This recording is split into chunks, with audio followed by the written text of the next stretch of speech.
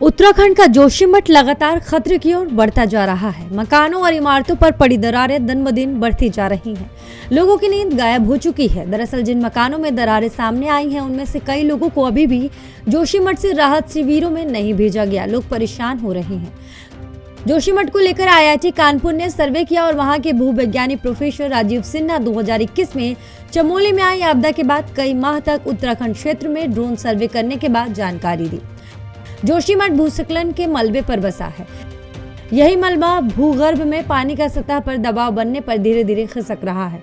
गनीमत यह है कि वर्तमान में वहां बारिश या भूकंप नहीं आ रही है, वरना हालात और बिगड़ सकते थे। उन्होंने बताया कि जोशीमठ के अपस्ट्रीम के साथ ही डाउनस्ट्रीम क्षेत्र का भी विस्तृत निरीक्षण किया और जुटाए गए आंकड़ों का विश्लेषण कर रहे हैं। इसके बाद अपनी रिपोर्ट सरकार को देंगे। प्रोफेसर सिन्हा ने बताया कि जोशीमठ में जो भूस्खलन और भूमि धसाव से प्रभावित क्षेत्र है, उसकी वजह वहां वर्षा से आ रहे छोटे छोटे भूकंप है।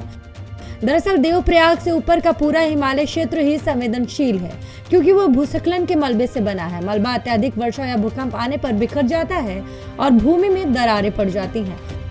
प्रोफेसर सिन्हा ने बताया कि जोशीमठ व आसपास का क्षेत्र भूकंप के जोन 5 में आता है, जो बेहद सक्रिय क्षेत्र है। भूमि के अंदर छोटे छोटे भूकंप आने से भूस्खलन की दृष्टि से संवेदनशील है।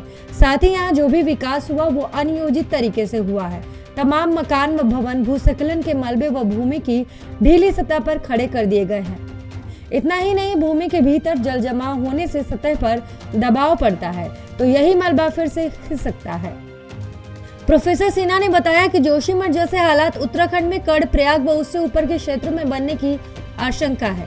वहां भी भूमि के अंदर एक दबाव बन रहा है और ये कभी भी भूस्खलन का रूप ले सकता है।